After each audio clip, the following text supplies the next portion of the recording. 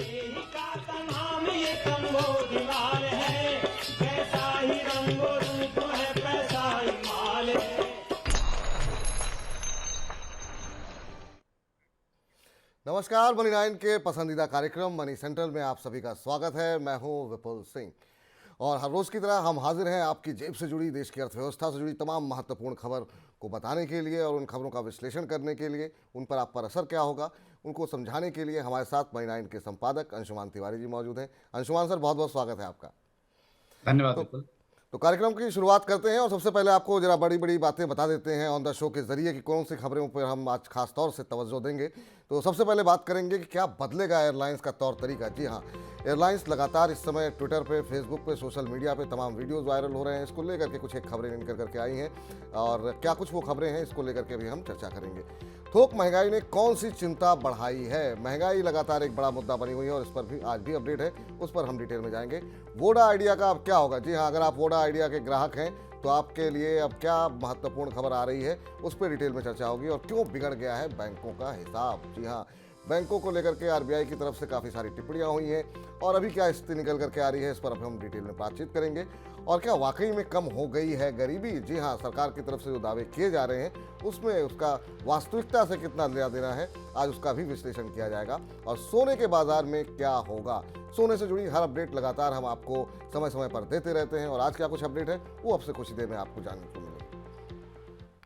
तो चलिए कार्यक्रम का आगाज करते हैं और शुरुआत एयरपोर्ट की खबरों से ही करते हैं। दिल्ली एयरपोर्ट पर घने कोहरे की वजह से उड़ानों में हो रही देरी को ध्यान में रखते हुए एविएशन रेगुलेटर डीजीसीए ने सोमवार को सभी एयरलाइन के लिए नए दिशा निर्देश जारी किए हैं।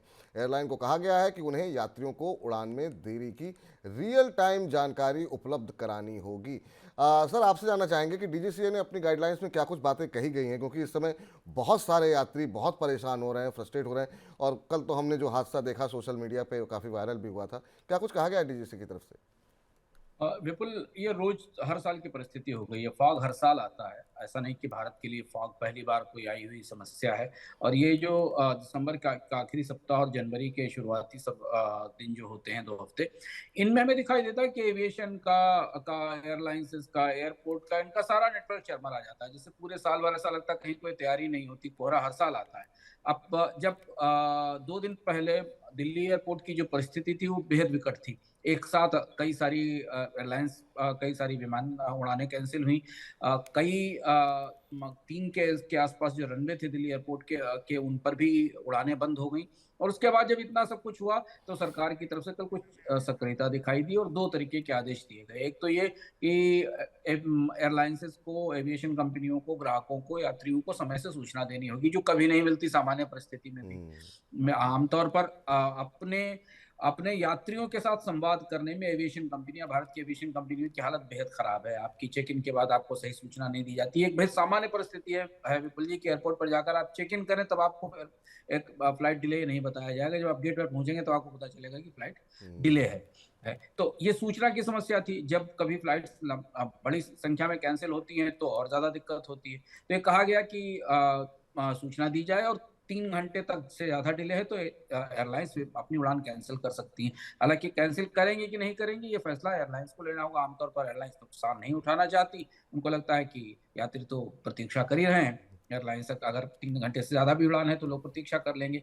दूसरी बात है, सरकार की तरफ से बात की सफाई भी दी गई कि दिल्ली हवाई अड्डे पर जिस दिन सबसे ज्यादा फाग था उस दिन केवल एक एयर स्ट्रिप काम कर रही थी। बाकी जगह तकनीकी विजिबिलिटी न होने के कारण एयरलाइंस उन एयर स्ट्रिप्स को बंद किया गया था।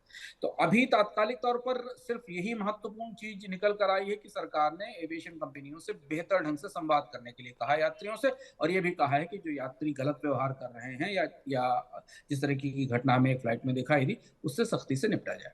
जी, निश्चित रूप से कम संवाद ही कर लें, क्योंकि लोगों को बहुत सारे महत्वपूर्ण काम होते हैं। कम से कम उन्हें इस बात की जानकारी अगर समय पर मिल जाएगी तो उनके लिए काफ़ी सहूलियत हो जाएगी। विश्व आर्थिक मंच यानी कि WEF के आधे से ज़्यादा अर्थशास्त्रियों का मानना है कि 2024 के दौरान वैश्विक अर्थव्यवस्था कमज़ोर होगी। 30 अर्थशास्त्रियों पर किए गए सर्वे में 56% ने अर्थव्यवस्था के कमज़ोर होने की बात कही है। हालांकि 23% अर्थशास्त्रियों ने अर्थव्यवस्था में रिकवरी की संभावना भी जताई है और बाकी बचे हुए अर्थशास्त्रियों का मानना है कि 2024 के दौरान वैश्विक अर्थव्यवस्था की ग्रोथ 2023 जैसी ही रहेगी। इस बीच अंतर्राष्ट्रीय मुद्रा कोष ने कहा है कि 2024 के दौरान वैश्विक अर्थव्यवस्था की ग्रोथ घटकर 2.9% पर आ जाएगी, जो 2023 के दौरान 3% से ऊपर रहने का अनुमान है। सर, ग्लोबल इकोनॉमी में किस तरह की मंदी की आशंकाएं जताई जा रही हैं? ग्लोबल इकोनॉमी में मंदी की आशंकाएं चारों तरफ से आ गई हैं और अब ये आंकड़े भी आना शुरू हो गए हैं, संभावनाएं भी आनी शुरू हो गई। पहली और महत्वपूर्ण और मोटी संभावना जो हमारे लिए समझना जरूरी है कि दुनिया की इकोनॉमी की विकास दर 3% से नीचे रहेगी इस साल 2024 के दौरान, जो मंदी की तरफ या अलग अलग क्षेत्रों में स्लो डाउन का स्पष्ट संकेत है। आमतौर पर दुनिया की अर्थव्यवस्था को कम से कम 3% की आर्थिक विकास दर की जरूरत है औसतन, तभी दुनिया में कारोबार, ट्रेड, इंडस्ट्री और कैपिटल के मूवमेंट सामान्य रह सकते हैं। इसकी बड़ी वजह चीन की अर्थव्यवस्था में स्लो डाउन है। अमेरिका की अर्थव्यवस्था में भी ऐसा लग रहा है कि थोड़े समय के बाद कुछ स्लो डाउन दिखाई देगा। यूरोप और बाकी इकोनॉमीज दबाव में दिखाई दे रही हैं। इसी बीच वर्ल्ड इकोनॉमिक फोरम की बैठक हो रही है दावोस में। वहां भी अब अर्थशास्त्रियों ने नीति निर्माताओं के साथ इस तरीके की बात शुरू की है कि अगर इस साल एक स्लो डाउन या एक मंदी आती है तो उससे निपटने की तैयारी कैसे की जाए। इस बीच थोक बाजार में खाद्य वस्तुओं की महंगाई बढ़ने की वजह से दिसंबर के दौरान थोक महंगाई दर 9 महीने के ऊपरी स्तर पर पहुंच गई है। थोक महंगाई दर 0.73% दर्ज की गई है। इसमें फूड इंडेक्स 5.39% रहा है। दिसंबर के दौरान धान, सब्जियों, दालों और प्याज की थोक महंगाई में जोरदार बढ़ोतरी देखने को मिली है, जिस वजह से खाद्य महंगाई भड़की है और इसका असर थोक महंगाई पर भी पड़ रहा है। सर, थोक महंगाई के जो आंकड़े निकल करके आए हैं वो भविष्य में जो रिटेल इन्फ्लेशन है उसको लेकर के क्या कुछ इंडिकेशन मिल रहे हैं सर? दिसंबर की खाद्य महंगाई में एक अजीब से संगति दिखाई दी। वैसे आप इस महंगाई के आंकड़े को देखें तो डिफ्लेशन दिखाई देती है, मैन्युफैक्चरिंग के हिस्से में डिफ्लेशन दिखाई देती है, लेकिन खाद्य सूचकांक, थोक महंगाई में खाद्य उत्पादों का जो हिस्सा है, जो खाद्य सूचकांक है, वो करीब करीब 9.38% के आसपास रहा दिसंबर में। जबकि बाकी महंगाई में हमें गिरावट दिखाई दी। इसमें दालें सबसे ज्यादा महंगी हुई, करीब 20% की बढ़ोतरी हमें दिखाई दे रही है आंकड़े में। इसके अलावा धान की कीमतें, वेजिटेबल्स की कीमतें और दूध, ये 3-4 बड़े बिंदु हैं जिनकी थोक बाजार में खासी तेजी दिखाई दे रही है। और इसलिए इस बात की पूरी संभावना है कि जनवरी में महंगाई का आंकड़ा, खुदरा महंगाई का आंकड़ा सरकार, रिजर्व बैंक के अनुमान से ऊपर निकल सकता है। और हम इस चल को अलग अलग तरीके से बार बार चर्चाओं में लाते रहे कि थोक महंगाई में भी खाद्य उत्पादों की महंगाई उस समय बढ़ रही है जब खरीफ की फसल की हार्वेस्ट शुरू हो चुकी है, उसकी सरकारी खरीद चल रही है। इस बार के बजट में केंद्रीय वित्त मंत्री निर्मला सीतारमण की तरफ से पुरानी टैक्स व्यवस्था में टैक्स छूट को बढ़ाया जा सकता है। रिपोर्ट के मुताबिक पुरानी टैक्स व्यवस्था में भी 7 लाख की सालाना कमाई को इनकम टैक्स के दायरे से बाहर रखा जा सकता है। इसके अलावा किसानों तथा महिलाओं के लिए अतिरिक्त कदम भी उठाए जा सकते हैं। सर, इनकम टैक्स स्लैब में किस तरह के चेंजेस होने की उम्मीदें जताई जा रही हैं? दूसरे टैक्स के पुराने स्लैब में भी बदलाव की संभावना है, लेकिन यही बात उलझी हुई है, क्योंकि अगर सरकार नया टैक्स स्लैब और नई टैक्स रिजीम में लोगों को प्रोत्साहित करना चाहेगी तो फिर शायद वो पुराने स्लैब में कोई बड़ी रियायत देने वाली नहीं है। हालांकि इस बात की संभावनाएं पहले से भी जाहिर की जाती रही है हमेशा, और बजट से पहले संभावना बनती है कि सरकार इनकम टैक्स में जो बेसिक एग्जेम्पशन लिमिट है उसको बढ़ाकर 7 लाख कर देगी, 5 लाख से बढ़ाकर। लेकिन पिछले साल भी इस बात का कि स्पष्ट संकेत वित्त मंत्रालय से मिले थे कि अब वो नई टैक्स रिजीम को ही मुख्य रूप से प्रमुख टैक्स रिजीम मान रही है और करदाताओं को उसी में जाने के लिए प्रोत्साहित किया जा रहा है, जहां टैक्स में रियायतें नहीं है, किसी तरीके के प्रोत्साहन नहीं है, पर दरों में कमी है। इस साल अगर फिर सरकार वापस पुरानी टैक्स रिजीम में कोई बदलाव करती है तो ये कंफ्यूजन और ज्यादा बढ़ेगा। तो इसलिए देखना होगा कि क्या पुरानी टैक्स रिजीम में प्रोत्साहन दिया जाएगा या सरकार का पूरा फोकस नई टैक्स रिजीम पर रहेगा, क्योंकि अभी तक राजस्व विभाग की तरफ से, इनकम टैक्स डिपार्टमेंट की तरफ से ये बात लगातार कही जा रही है कि पुराने टैक्स रिजीम को छोड़ो, कल की बातें हो गई है, पुरानी बात हो गई, उसकी जगह करदाताओं को नई रिजीम में जाना चाहिए। इस बीच 5G नेटवर्क से जुड़ी तकनीक के लिए टेलीकॉम कंपनी वोडाफोन आइडिया को अमेरिका के इंटरनेशनल डेवलपमेंट फाइनेंस कॉरपोरेशन यानी कि USDFC से फंडिंग नहीं मिल पाई है। रिपोर्ट के मुताबिक दूरसंचार विभाग ने अपनी एक इंटरनल रिपोर्ट में जानकारी दी है। हालांकि वोडाफोन की तरफ से कहा गया है कि फंडिंग के लिए बातचीत अभी भी जारी है और सही समय पर इसकी जानकारी उपलब्ध कराई जाएगी। सर, ये वोडाफोन आइडिया का भविष्य किस तरीके से देख रहे हो, खास तौर से 5G के बाजार में कैसा फ्यूचर दिखाई दे रहा है इनका? वोडाफोन आइडिया भारत में सबसे उभरते हुए टेलीकॉम बाजार में पूरी तरह पिछली थी, क्योंकि उसके पास 5G स्पेक्ट्रम नहीं है और 5G का नेटवर्क नहीं है, मैं पता है। और इसके कारण वोडाफोन ने पिछले एक साल में अपना एक बड़ा बाजार, ग्राहकों का बड़ा आधार गंवा दिया। 4G सेवाओं तक सीमित है। वोडाफोन को 5G में निवेश के लिए फंड्स चाहिए। कंपनी के पास ह्यूज डेट हैं। अपने जो लाइसेंस फीस के भुगतान है वो भी समय पर नहीं किए जा पा रहे हैं। ऐसी स्थिति में वोडाफोन को नए फंड्स चाहिए, तभी वो 5G सेवा में जा सकती है। जो संकेत मिले टेलीकॉम डिपार्टमेंट की तरफ से, उसमें ऐसा लगता है कि वोडा आइडिया को 5G नेटवर्क लगाने के लिए कोई पैसा देने को तैयार नहीं है। भारतीय बैंकों से तो फंडिंग मिल नहीं रही, क्योंकि भारतीय बैंकों की बड़ी बकायेदारी है जो वोडाफोन आइडिया को चुकानी है। अब जबकि 5G मार्केट मैच्योर होने की तरफ बढ़ रहा है, कीमतें बढ़ने का दौर आ रहा है, 5G मार्केट में बाजार को जियो और एयरटेल ने मिलकर बांट लिया है। जितनी देरी होती जाएगी वोडाफोन के लिए इस बाजार में वापसी की उम्मीदें उतनी ही कमजोर पड़ती चली जाएंगी। बिल्कुल। और यही वजह रही कि लगातार जो है जब फंडिंग की आ रही थी खबरें, तो हमने देखा वोडा आइडिया के शेयर में एक अच्छा खासी तेज़ी आती हुई दिखाई दी। और आज की इस खबर के बाद 5% की गिरावट के साथ वोडा आइडिया का शेयर, करीब करीब 5% की गिरावट के साथ वोडा आइडिया का शेयर बंद होता हुआ दिखाई दिया। चलिए अब रुक कर लेते हैं आज की सबसे बड़ी खबर का।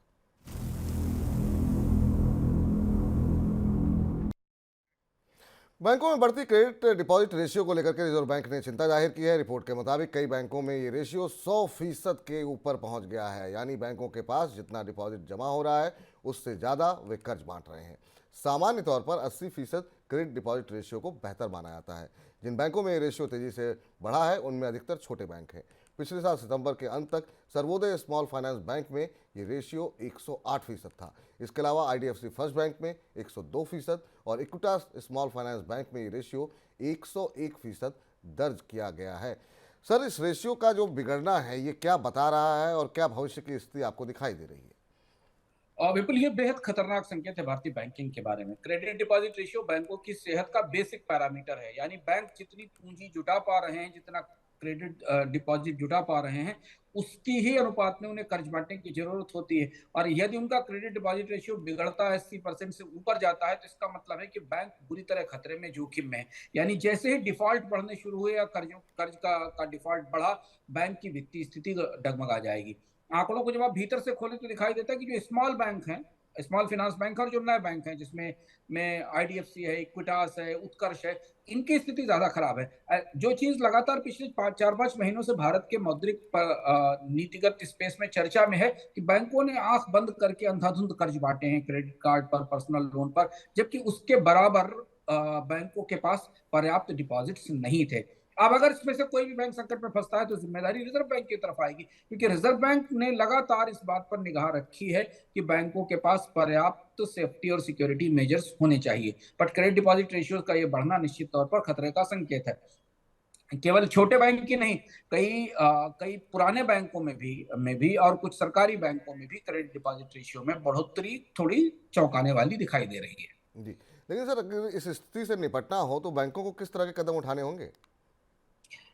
ये बड़ी दुविधा है बिल्कुल। पहला ये क्या, तो कर्ज बांटना सीमित कर दें, वो तो RBI ने सख्ती करके कही दिया कि आप पर्सनल लोन के लिए ज्यादा सिक्योरिटी का प्रोविजन करिए और कर्ज को सीमित करिए। और दूसरा है डिपॉजिट जुटाए जाएं। पर डिपॉजिट्स की होड़ में बैंक जहां जा रहे हैं उसका कोई अंत ही नहीं है, क्योंकि बहुत महंगे डिपॉजिट जुटाने की कोशिश की जा रही है। बैंकों को नई पूंजी के लिए बॉन्ड जारी करने पड़ रहे हैं। तो अब एक किस्म का ट्रैप है कि जितनी महंगी पूंजी के डिपॉजिट जुटाए जाएंगे, उनको सर्विस करने में उतना लंबा समय लगेगा। और यही वो एक किस्म की, जिसको अमेरिकन भाषा में जॉम्बी बैंकिंग कहते हैं, ये उस तरीके की परिस्थिति होगी कि इतने हैवी और महंगे डिपॉजिट्स अकाउंट्स में बैठे होंगे कि उनको सर्विस करने के लिए बैंकों के पास फंड्स की चुनौती होगी। तो इसलिए सब कुछ ऐसा नहीं है बाहर की बैंकों में जो भीतर ठीक चल रहा हो, और इसलिए रह रहकर हर दूसरे तीसरे दिन कोई ना कोई सूचना हमारे पास आती है, जिसे हम विस्तार के साथ दर्शकों को बताते हैं, क्योंकि बैंकिंग की नब्ज की उंगलियों पर नब्ज पर उंगलियां रखना हमारी जरूरत है, और हमारे लिए जानना जरूरी है कि भारतीय बैंकों का हिसाब आखिर क्यों बिगड़ रहा है। बिल्कुल।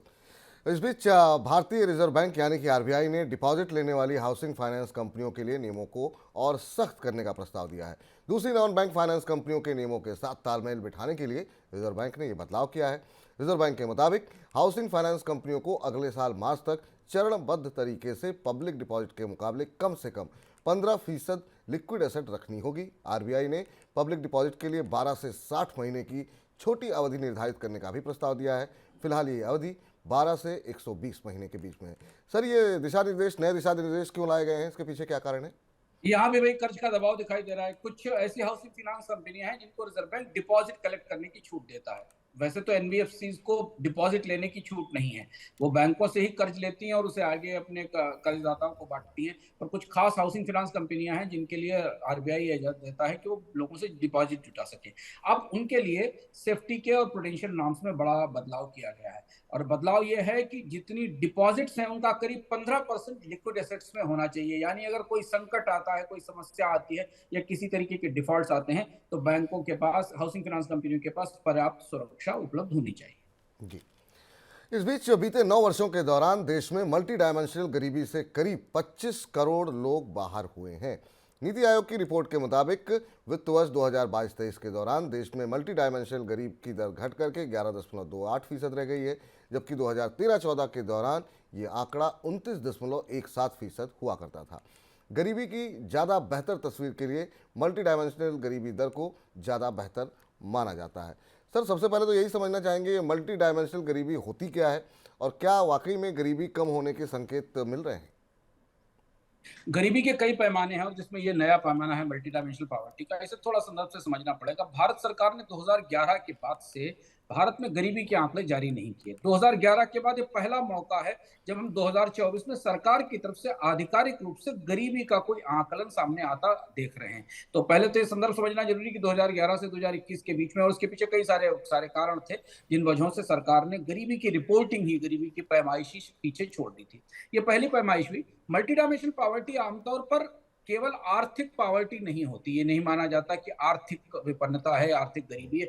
इसके साथ इसमें और भी बहुत सारे पैमाने शामिल किए जाते हैं जिन पैमानों पर को लोग मानते हैं कि सबसे अच्छा भी है और ये माना जाता है कि इससे वास्तविक गरीबी छिप भी जाती है। दोनों बातें हैं। इस पैमाने में न्यूट्रिशन शामिल किया जाता है, पोषण की क्या स्थिति है, इसमें में चाइल्ड और इन्फेंट की मॉर्टेलिटी की रेट, मृत्यु दर शामिल की जाती है। इसमें मैटरनल हेल्थ शामिल की जाती है, जो माँ हैं बच्चों को जन्म देने वाली माँ है, उनके हेल्थ के पैमाने होते हैं। स्कूलिंग शामिल की जाती है, स्कूल में अटेंडेंस शामिल की जाती है, उनको मिलने वाला कुकिंग फ्यूल या ईंधन कौन सा वो इस्तेमाल कर रहे हैं, सुरक्षित ईंधन का इस्तेमाल कर रहे हैं कि नहीं, मल्टी डायमेंशनल पॉवर्टी का हिस्सा होता है। सैनिटेशन शामिल किया जाता है, ड्रिंकिंग वाटर शामिल किया जाता है, इलेक्ट्रिसिटी, हाउसिंग शामिल किया जाता है और बैंक अकाउंट शामिल किए जाते हैं। अब इस पूरे पैमाने में ये एक किस्म का एक समग्र सोशल डेवलपमेंट पैमाना हो जाता है, जो पॉवर्टी से बिल्कुल, पॉवर्टी की जो पुरानी या स्थापित परिभाषा है उनको थोड़ा विस्तार में पहुंचा देता है। तो अब इस आंकड़े के आधार पर भारत सरकार की तरफ से दावा किया गया कि भारत में बड़ी संख्या में लोग गरीबी की रेखा से बाहर निकले। स्वाभाविक सी बात है कि अगर इन पैमानों में आप पेयजल को, इन पैमानों में बैंक अकाउंट्स को, इन पैमानों में अस्पतालों को, इन सारी सुविधाओं को शामिल करने, तो ये इस आंकड़े के हिसाब से भारत में मल्टी डायमेंशनल गरीबी कम होती दिखाई देती है। पर यही दूसरा सवाल उठता है बिल्कुल कि वास्तविक गरीबी तो आर्थिक गरीबी है। वास्तविक गरीबी तो लोगों की इनकम में कमी है, लोगों की आय में कमी है, क्योंकि ये सारी सुविधाएं भी तब ले सकते हैं जब उनके पास इनकम होगी। वो आंकड़ा पूरी स्कीम से, पूरी चर्चा से कहीं ना कहीं नदारत है वास्तविक रूप से। तो इन सुविधाओं के कारण गरीबी का घटना एक चीज है, पर आर्थिक गरीबी को लेकर तस्वीर भारत में अभी साफ नहीं है। और इसमें एक और मुद्दा है जो हम अगले सवाल के जवाब में देते हैं। नहीं, तो सवाल अब वही है जो बात आपने कही कि आखिर में जो सरकार की तरफ से जो दावा किया जा रहा है, गरीबी घटने का जो आंकड़ा दिया गया है, ये कितना क्रेडिबल है, कितना भरोसेमंद है, इस पर आप क्या कहना चाहेंगे? जैसे कोविड के बाद दुनिया में गरीबी के आकलन के नए आकलन आए थे, क्योंकि कोविड में बहुत बड़ी आबादी गरीबी की रेखा से नीचे खिसक गई थी। भारत में भी अलग अलग आकलन आए थे। आपको याद होगा विश्व बैंक ने एक रिपोर्ट जारी की थी। वर्ल्ड बैंक की इस रिपोर्ट में आया था कि दुनिया में कोविड के असर से जितने लोग गरीब हुए, इसमें सबसे ज्यादा गरीबी भारत में आई। वो रिपोर्ट काफी चर्चा में रही थी। एग्जैक्ट आंकड़ा था कि भारत में करीब 5.6 लोग गहरी गरीबी में धंस गए कोविड के असर के बाद। और यह भी कहा विश्व बैंक ने कि दुनिया की गरीबी बढ़ाने में भारत का कंट्रीब्यूशन है, भारत का योगदान सबसे ज्यादा रहा। ये विश्व बैंक की रिपोर्ट थी। सरकार की तरफ से इस रिपोर्ट पर कोई स्पष्ट रूप से टिप्पणी नहीं की गई, इसे नकारा भी नहीं गया, स्वीकारा भी नहीं गया।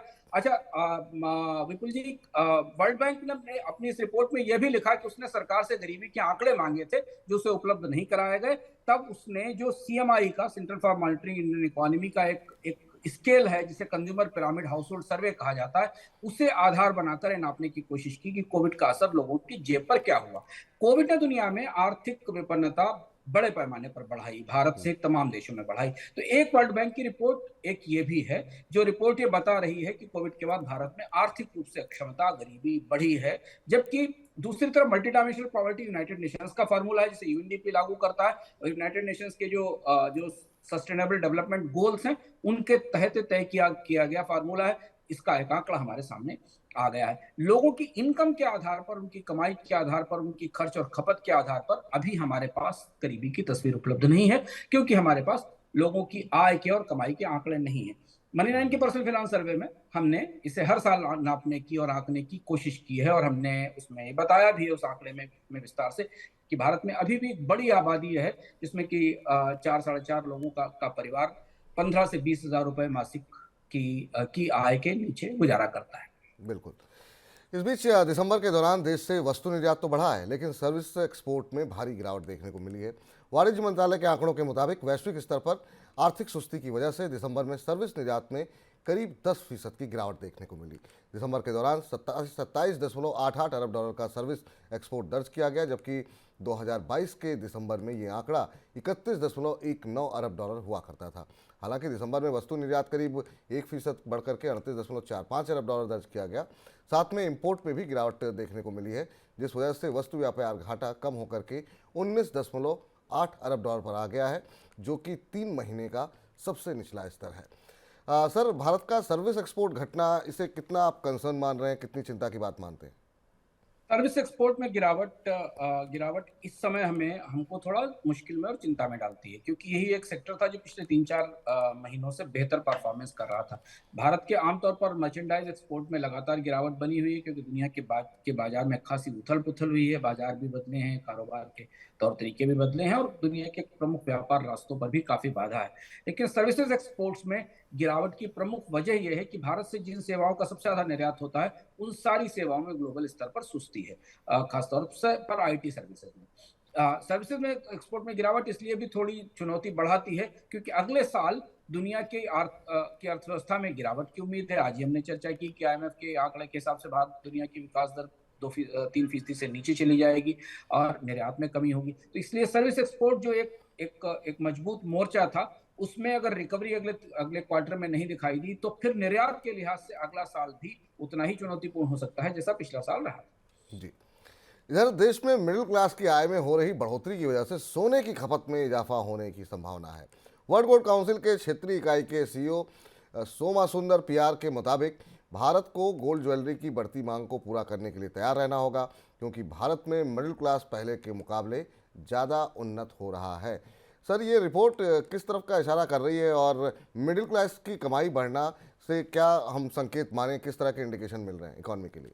डब्ल्यूजीसी की रिपोर्ट को इस तरह समझिए 2 चीजों से। एक, पहला कि भारत में सोने की मांग आने वाले महीनों में और ज्यादा बढ़ेगी, क्योंकि उसमें बढ़ोतरी दिखाई दे रही है। भारत में लोग अब सोने में निवेश भी कर रहे हैं, केवल सोने को ज्वेलरी के लिए नहीं खरीद रहे हैं।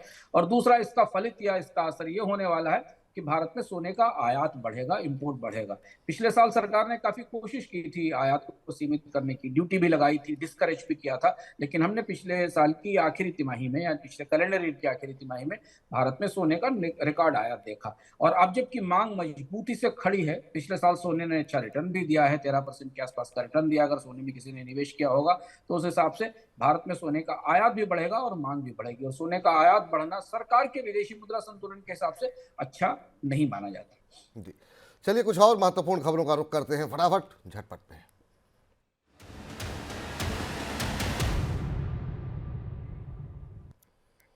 एडटेक कंपनी बायजूस की सहायक कंपनी आकाश ने वित्त वर्ष 2021-22 के नतीजे घोषित किए हैं। नतीजों में कंपनी का मुनाफा बढ़कर के 79.5 करोड़ रुपए दर्ज किया गया है, जो वित्त वर्ष 2020-21 के दौरान 43.6 करोड़ रुपए हुआ करता था। बायजूस ने अप्रैल 2021 के दौरान ही आकाश का अधिग्रहण किया था।